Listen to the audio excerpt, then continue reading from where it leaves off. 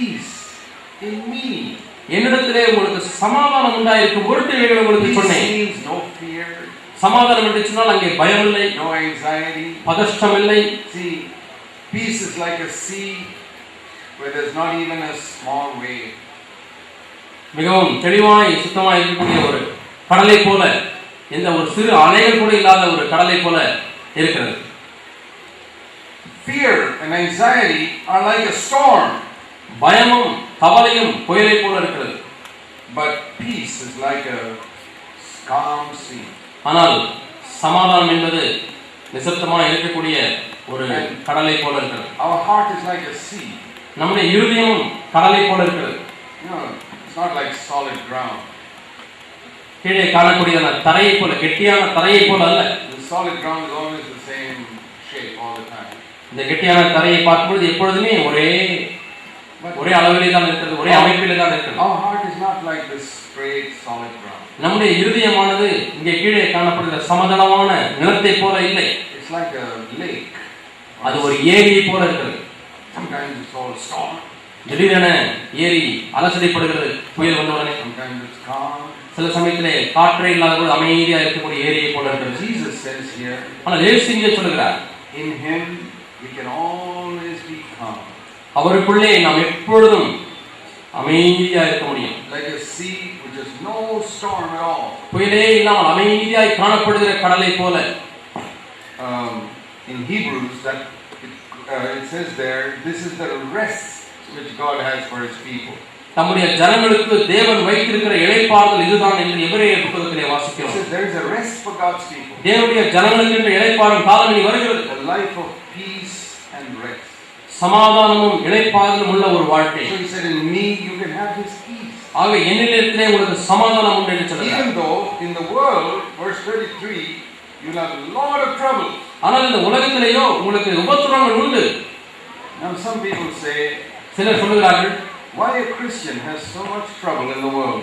ஏன் ஒரு கிறிஸ்தவனுக்கு இந்த உலகத்திலே எவ்வளவோ உபத்திரவங்கள் உண்டாகிறது? Well, Jesus said that here in verse 33. ஏனென்றால் இந்த 33ஆம் வசனத்திலே இயேசு சொல்லி இருக்கிறார். What did he say? அவர் என்ன சொன்னார்? 2000 years ago he said, 2000 ஆண்டுகளுக்கு முன்பாக இயேசு சொன்னார், if you are my disciples, நீங்களுடைய சீஷர்களாய் இருப்பீர்களானால் you will only have trouble in this world. இந்த உலகத்திலே உங்களுக்கு உபத்திரவம் மட்டுமே உண்டு. Because this is not your home. ஏனென்றால் இது உங்களுடைய வீடு அல்ல.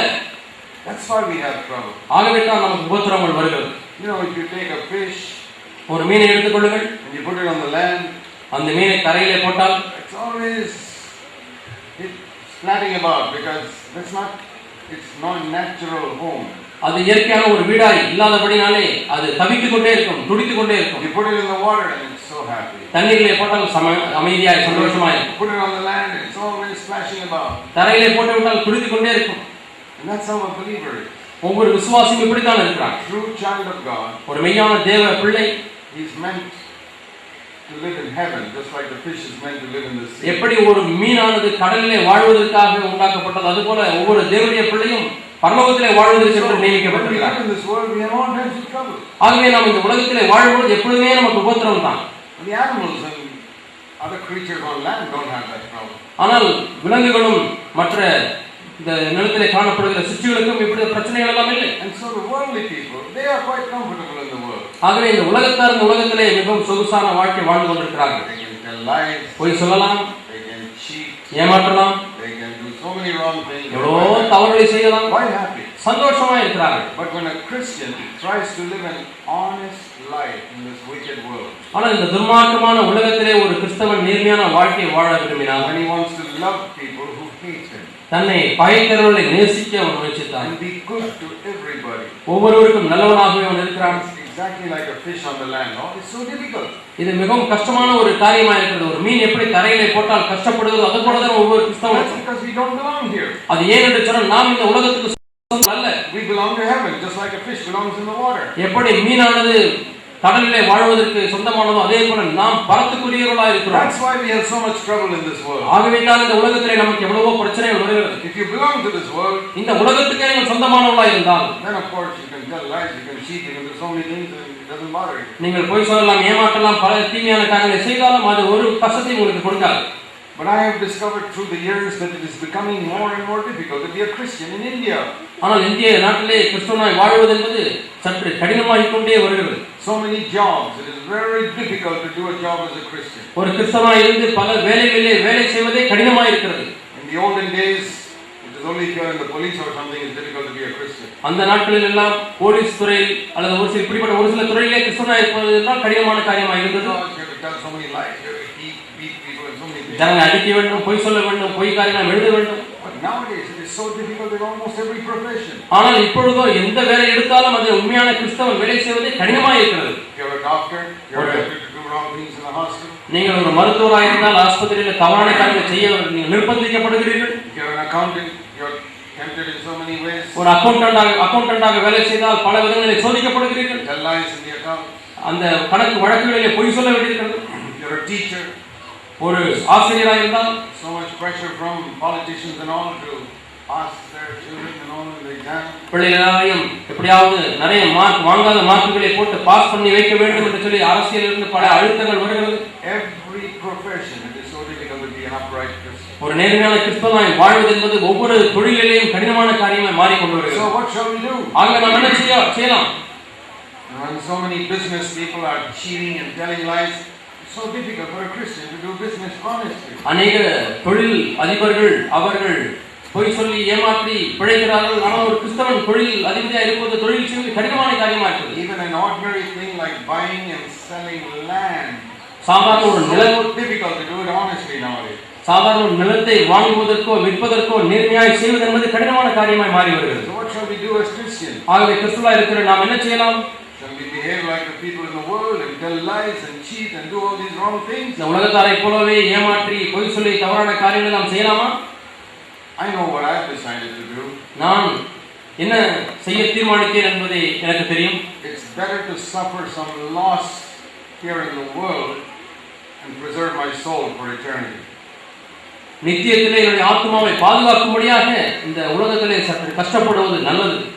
It's better to speak the truth and suffer rather than tell a lie and get some advancement in this world.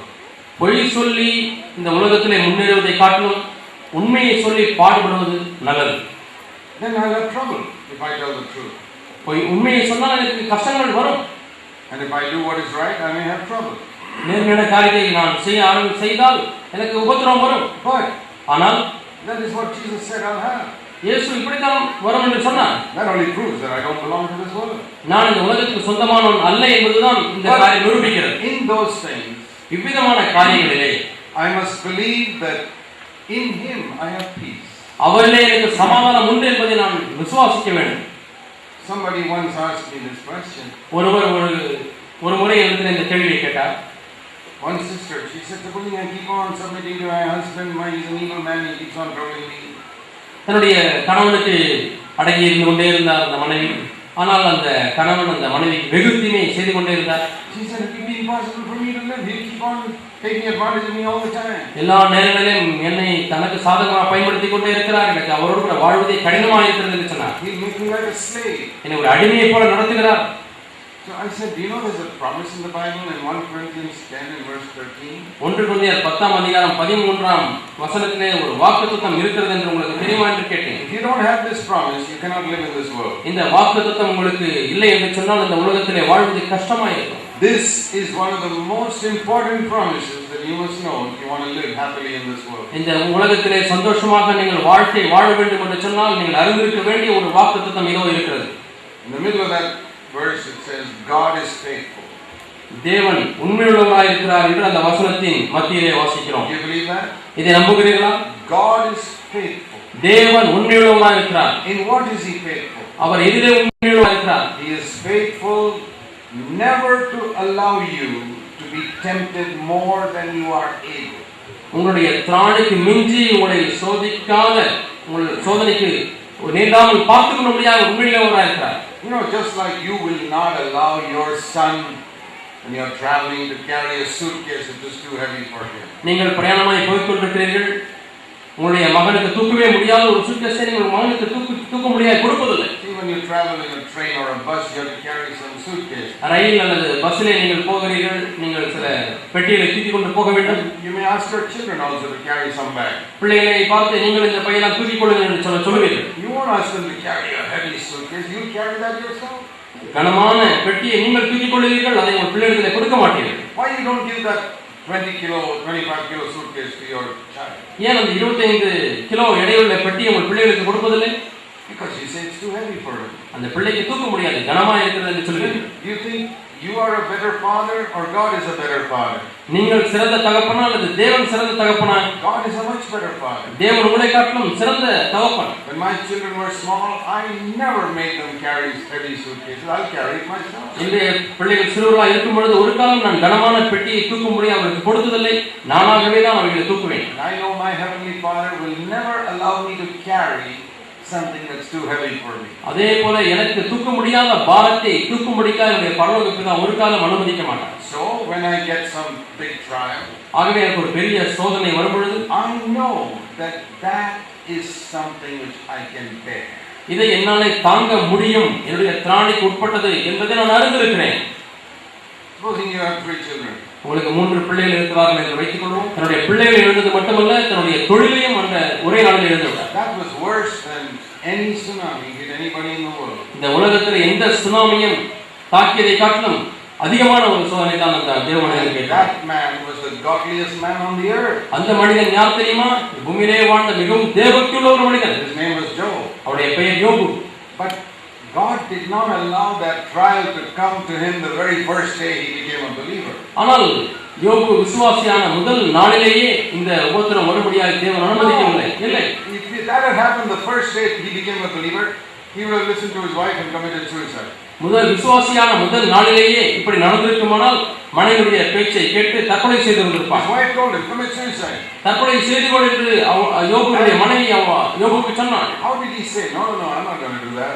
இல்லை, நான் அப்படி செய்ய மாட்டேன் என்று எப்படி யோபு சொன்னார்? God has given me so many good things, he can give me a few bad things also. தேவனுக்கு எவ்வளவு நன்மைகளை செய்தால் அவர் சில தீமைகளையும் செய்யட்டும் என்று சொன்னார். That is because he had been a believer in God for so many years. Then only God said, okay Satan, now you can test him. யோபு எவ்வளவோ ஆண்டுகளாக விசுவாசியாக இருந்த பிறகுதான் சாத்தான் அனுமதி கேட்கும் பொழுது சரி இப்பொழுது நீ சோதித்து பார் என்று ஆண்டவர் அனுமதி கொடுக்கிறார். God has never allowed Satan to put such a test to me. எனக்கு அவ்விதமான சோதனையை சாத்தான் வைக்கும்படியாக தேவன் ஒரு காலம் அனுமதிக்கவில்லை. God has never put a test to me where from head to foot I have all types of sicknesses and sores like Job had. யோபுக்கு இருந்தது போல எனக்கு தலை முதல் கால் வரை குப்பளங்களாலே நிறைந்திருக்கக்கூடிய சோதனையை தேவனுக்கு அனுமதிக்கவில்லை. But he allowed Job to face it. ஆனால் யோபு அதை சந்திக்கும்படி அனுமதித்தார். Afterwards he healed him. அதற்கு பிறகு யோபுவை குணமாக்கினார். There God was proving to Satan, here's a man who is going to be an overcomer. இங்கே ஒரு மனிதன் இருக்கிறார், அவர் ஜெயம் கொள்கிறவர் என்பதை நிரூபிக்கும்படியாய் சாத்தானுக்கு நிரூபிக்கும்படியாய் இயேசு அப்படி தேவன் அப்படி செய்தார். Remember this promise. ஆகவே இந்த வாக்குத்தத்தத்தை நினைவில் வைத்துக் கொள்ளுங்கள். God will never allow you to be tested beyond your ability. உங்களுடைய திராணிக்கு மிஞ்சி ஒரு காலம் அவர் உங்களுக்கு சோதிக்க மாட்டார். That's why Jesus said in John 16. ஆகவே தான் யோவான் 16ல இயேசு சொல்கிறார். He says, don't be afraid. பயப்படாதீர்கள். In me you will have peace. என்னிடத்திலே உங்களுக்கு சமாதானம் உண்டு. And take courage because I have overcome the world. நான் உலகத்தை ஜெயித்தேன் ஆகையால் நீங்கள் திடன் கொள்ளுங்கள் என்று சொல்கிறார். And because I have overcome the world, you can also overcome the world. நான் இந்த உலகத்தை ஜெயித்தபடியால் நீங்களும் ஜெயிக்க முடியும். So we must have that faith. நமக்கு இந்த விசுவாசம் இருக்கிறது. Because even when everybody forsakes us, the Lord will be there near us. எல்லாரும் நம்மை கைவிட்டாலும் தேவன் நமக்கு அருகாமையிலே இருப்பார்.